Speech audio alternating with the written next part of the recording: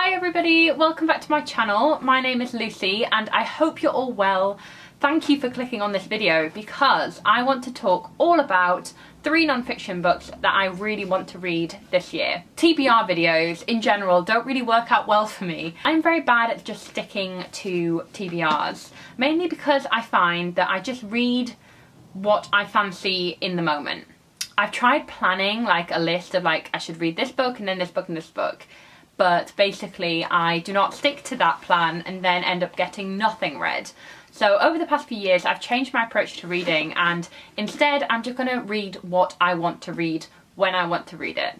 And sometimes that means reading 4 books at once. Yeah, quite controversial, but for the moment it's working for me, so we will see. But I did really want to do this TBR video because I am getting really into non-fiction. Non-fiction is something that I rarely used to read. As you guys know, if you stuck around this channel for quite a while, I'm a big YA reader. I love fantasy books. I love Regency romance as of late. I love historical romance in general. So non-fiction has never been part of the content of this channel. But oh my god guys, am I obsessed with it now. I just want to read all the non-fiction. I want all the tips. I want all the life advice. Give that to me. So let's have a look at the 3 books that I've chosen. I'm sorry about the light. It is like, it doesn't know what it's doing. Suddenly I'm like bathed in sunlight. So the first book I really want to read this year is a book called Jane on the Brain, and this is by Wendy Jones. So it's about Jane Austen. I know, I'm so on brand, always repping the Jane Austen. I am a huge Jane Austen fan, and I really wanted to read this. So this book has been gifted to me very kindly from my friend Anna, who works at Norton Publishers. So thank you for that, Anna. I can't wait to read this. Basically, this is a book all about social science and how it links to Jane Austen. Sounds a little bit insane, but let me read you the blurb. It says, "Why is Jane Austen so phenomenally popular? Why do we read Pride and Prejudice again and again?" Yeah, can relate. "Why do we delight in Emma's mischievous schemes? Why do we care that Anne Elliot of Persuasion suffers? We care because it is our biological destiny to be interested in people and their stories. The human brain is a social brain. And Austen's characters are so believable that for many of us, they are not just imaginary beings, but friends whom we know and love." Again, yes, can relate. From attachment to denial, from narcissism to love, we see ourselves and others reflected in Jane Austen's work. Jane on the Brain is a fresh fusion of psychology, neuroscience and literature that provides a new understanding of one of our most beloved cultural institutions and our own minds. Now, tell me you don't think this sounds good. Maybe don't. But I am really excited to read this. I just love anything Jane Austen. And also, I think this is quite like a new approach. Like, I've not seen anyone really pair social psychology with Jane Austen. So I'm really excited about this. And as an English literature graduate, I love anything that's very analytical. And I have actually studied a lot of Jane Austen. I've written many an essay on Jane Austen. So I know I'm going to enjoy this, basically. Okay, so next up we have a very, very exciting book from basically like the queen of all gurus, I guess. She has become hugely popular, especially in the UK, but also like internationally, I believe. This book is You Do You, and this is by Sarah Knight. So Sarah Knight is kind of the queen of self-help.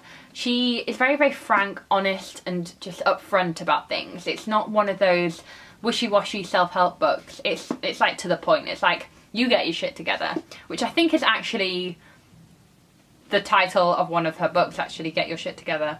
Yeah, it is. She also wrote The Life-Changing Magic of Not Giving a Fuck, which did very, very well.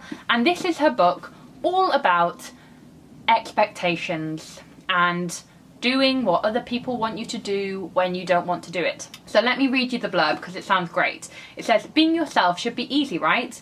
Yet instead of leaning in to who we are and what we want, we let ourselves be ruled by what other people expect. Rather than feeling confident and in control, we feel anxious and insecure. If this sounds familiar, best-selling anti-guru Sarah Knight has 3 words for you. You do you. It's time to put your happiness first. In You Do You, Knight delivers her trademark no bullshit advice, revealing when it's okay to be selfish, why it's pointless to be perfect, and how to ignore the haters and prove the doubters wrong." Oh god, do I need this book right now. I am the worst at comparing myself to other people, which is probably why I don't make as many videos anymore, because I just feel a bit like self-defeatist and what's the point? it's not going to be any good. I know it's stupid, guys, I know it's stupid, so I need to read this, I think, and just do me. Do you know what I mean? You do you. I also appreciate how they've called her an anti-guru, because I think that's a very kind of good piece of messaging. So I'm really excited about reading this. This is already out now. This was gifted to me by Quirkers Publishers, so thanks to you guys for that. I think they gifted it to me about 2 years ago or something, so I'm really excited to read this one. So let me know if you have actually read any Sarah Knight as well.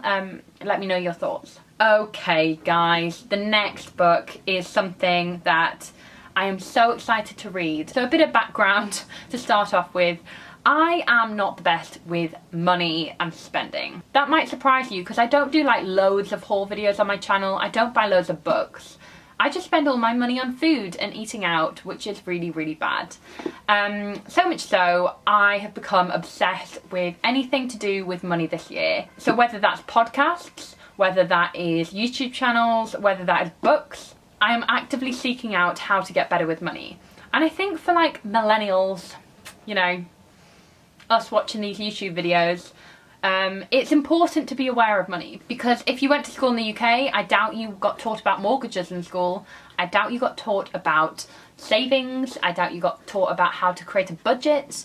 I certainly didn't, and I don't blame my parents obviously, but I wish I knew that from a young age, how to handle money, how to be responsible, how to budget. Anyway, that was a big kind of preface to this book, which is called Open Up, The Power of Talking About Money by Alex Holder. Now, let me just show you this book, because it's one of the most gorgeous, gorgeous things I've seen in a while. This was gifted to me by Scepter Books, so thank you guys for that. This is just stunning, and I really like the look of it because I think it looks really approachable, and I know you shouldn't judge a book by its cover and all that age-old saying, but when it's a book about money, you kind of have this like expectation of it going to look really boring and be really unrelatable, unreadable, but this actually looks really appealing. So it says at the back, this is the essential handbook for talking about money for anyone who's ever closed their eyes at a cash point, sweated through a pay review, or felt frustrated at the silence when the bill arrives. Open Up will help you have those tricky but important conversations you've been avoiding with your friends, your colleagues, your partner, and yourself. Funny, frank, and filled with transformative insights, practical advice, and conversations with everyone from company CEOs to debt advisors. This book shows you how talking about money can change your life, friendships, and bank balance, and even influence bigger issues like pay gaps or the living wage. It's time to open up, gain knowledge, banish shame, take control, and finally get good with money. I need this book. I'm so happy that it's in my hands and I'm going to read it, and who knows, maybe I'll feed back. I am really, really excited about all three of these non-fiction choices, and I really want to read more non-fiction. So if you do have any requests, like, just let me know. It doesn't have to be like self-helpy or anything. It just has to be a non-fiction book that you've really enjoyed, and that would be really, really helpful to me. Thank you all so much for watching. If you did enjoy this video, please do give it a thumbs up, and don't forget to subscribe for weekly bookish updates, and I'll see you very soon. Bye guys.